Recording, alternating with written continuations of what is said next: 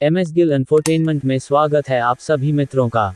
आप सबको आज हम श्री गुरु नानक देव जी कुरुक्षेत्र में सूर्य ग्रहण साखी सुनाएंगे। गुरु के उपदेश देने के तरीके बहुत अनोखे थे। वह हमेशा बड़े मेलों के अवसर पर पवित्र स्थानों पर जाते थे। एक बार गुरु नानक कुरुक्षेत्र शहर आए। उस दिन सूर्य ग्रहण के कारण बहुत बड़ा मेला लगा हुआ था। मेले में आज भी कई लाख लोग इकट्ठे हुए थे। सूर्य वह ग्रहण का दिन था। यह एक प्रकार की तीर्थयात्रा थी और वे वहां पवित्र तालाब मसाला ब्रह्म सरोवर कहा जाता है में स्नान करने के लिए तैयार हो रहे थे।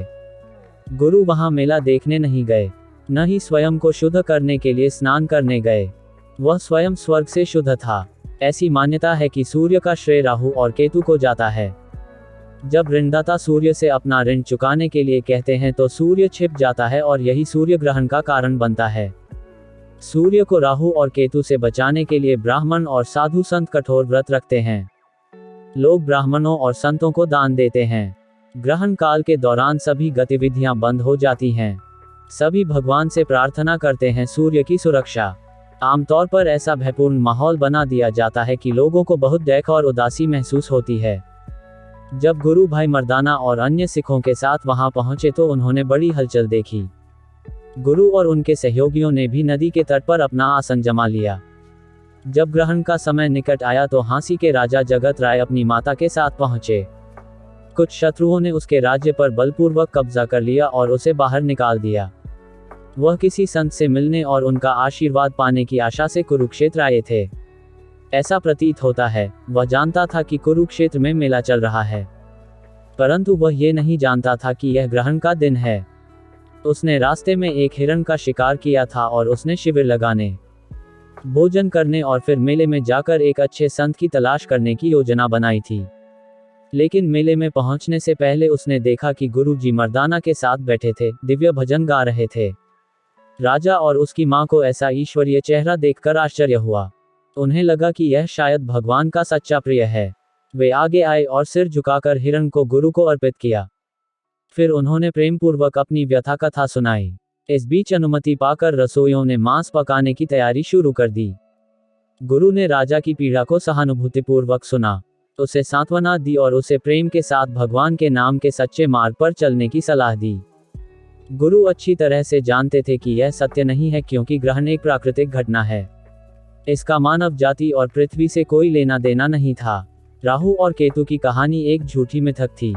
वह आम लोगों को शिक्षित करने के लिए वहां गए थे। इस बीच लोगों ने आग और धुआं देखा और क्रोधित हो गए, क्योंकि पंडितों और लोगों का मानना था कि ग्रहण काल के दौरान भोजन पकाना बुरी बात है।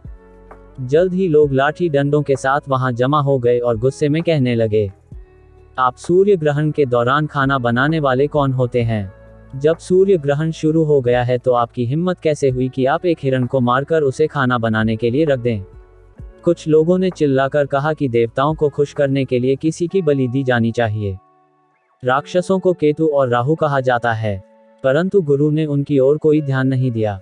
वे बहुत जोर से चिल्लाए और ब्राह्मण मुखिया ने कहा, तुम क्या पका रहे हो? गुरु ने उत्तर दिया, वह मांस पका रहा था। ये सुनकर वे बहुत क्रोधित हुए और उस कृत्य को घोर अपवित्रता बताया। उन्होंने उन पर बेअदबी का आरोप लगाया। गुरु ने उन्हें आने के लिए कहा और कहा, गुरु साहब को मारने के लिए आपका स्वागत है, लेकिन ये सुनिश्चित करें कि यदि सूर्य ग्रहण के दौरान हिरण को मारना एक बुरा काम है तो एक आदमी को मारना एक पवित्र कार्य कैसे हो सकता है? लेकिन गुरु ने शांति से कहा, तुम्हारे विश्वास झूठे हैं और राहु और केतु की कहानी काल्पनिक है। कुछ नहीं होगा, सूर्य फिर से चमकेगा और कोई भी राहु और केतु उसे नहीं रोक सकेगा। आम जनता को मूर्ख मत बनाओ। उन्होंने ये शिक्षा दी कि किसी व्यक्ति को बार बार दान देना चाहिए और प्रतिदिन स्नान करना चाहिए, लेकिन किसी को राक्षसों से डरने की गलत धारणा नहीं रखनी चाहिए। उन्हें बताएं कि सब कुछ सर्वशक्तिमान की इच्छा के अनुसार होता है। गुरु नानक ने उन तीर्थयात्रियों को संबोधित किया जो उनके आसपास एकत्र हुए थे। गुरु ने कहा, एक ईश्वर का ध्यान करो जो एकमात्र सर्वोच्च सत्ता है। भगवान के अमूल्य नाम के बराबर कुछ भी नहीं। ईश्वर के नाम से सभी प्राणी कायम हैं। महाद्वीप, ब्रह्मांड और अनगिनत सूर्य और चंद्रमा, ईश्वर की तरह उसका नाम भी सर्वोच्च शक्ति है। आपको सूर्य और चंद्रमा के ऐसे ग्रहणों से डरना नहीं चाहिए, क्योंकि सारी सृष्टि उन्हीं की आज्ञा में काम कर रही है और वह स्वयं हर जगह मौजूद हैं।